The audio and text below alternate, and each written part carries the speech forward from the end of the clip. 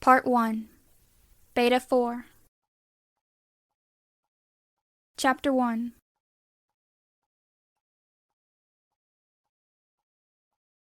I clutched a stone protruding from the steep cliff face, my fingers aching. 2 other stones loomed a meter or so higher. If I couldn't reach up to grab them, my sweaty fingers would soon slip, and I would fall for sure. Closing my eyes, I mentally focused on my real goal.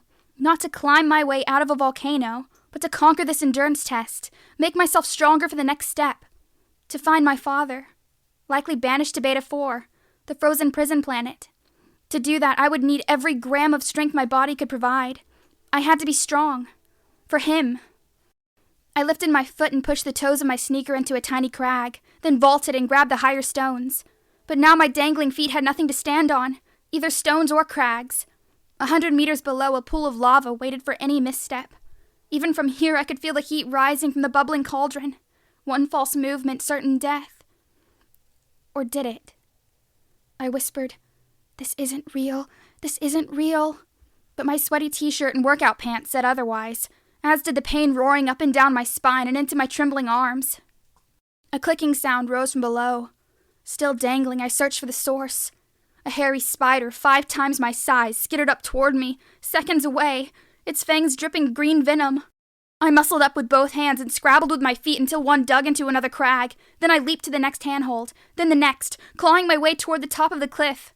When I reached it and rolled onto the rocky ledge, I rose to all fours and looked down, gasping for breath as sweat dripped from my chin. A loud thud reverberated.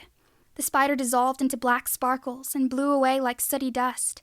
The lava cauldron disappeared, and the entire scene faded to white, revealing the 4 walls, ceiling, and floor of the ship's hologram training room, including the 2 circular heating coils that created the simulated lava's heat, still glowing orange, but cooling quickly. Leaning against a wall near the exit door, Crystal and Zoe looked on, both wearing workout tank tops. "Blazes, Megan," Crystal said. "Almost literally. But you were super quick." Zoe rubbed the brands on her upper arm, probably inflamed by sweat from her climb a few minutes earlier. Yeah, quicker than both of us. By far the fastest climb of the sisters trio. I smiled. Zoe liked mentioning that we were sisters, all 3 infused with the same DNA. Not long ago, they chose to be marked on the upper arm with a dragon-shaped brand covered with my mother's ashes, a design that resembled my pirate brand. We didn't look alike at all. Crystal with lily-white skin and blonde hair, Zoe with ebony skin and black hair, and me with khaki skin and brown hair. No one would guess we considered ourselves sisters.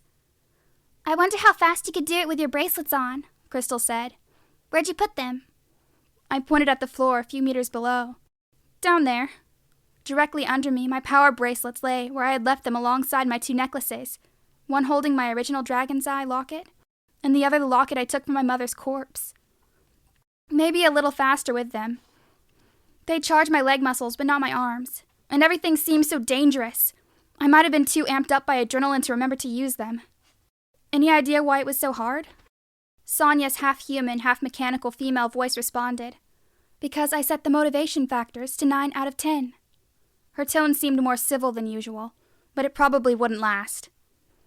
"That explains the giant spider and stalagmites," I said. "But what about the difficulty?" I sat upright and let my legs dangle over the edge of my perch, the ceiling about 1/2 meter above my head. Several centimeters below my feet, 2 sets of movable handholds and footholds slowly hummed downward on their tracks. Although the holographic images somehow made them look and feel like rocks, now they seemed ordinary, nothing more than simple white wall protrusions. I could barely budge the handholds, even with all my strength. "Because I increased the gear ratio to 7 out of 10, Sonia said. I narrowed my eyes. "So you set both the motivation and difficulty factors higher than usual?" "Correct." "But why? It's not like I'm training for the Galaxy Games." "To allow you to collect more stress points in a short amount of time. You haven't made your goal for the week." Her tone shifted to snarky. "You were in the slacker category. Your success today raised you to merely lazy. Now you can work toward wet noodle status." Crystal flapped her lips. "Don't listen to that slave driver, Megan. You broke your mother's speed record, even at the tougher settings. You're the Astral Dragon's all-time female champ.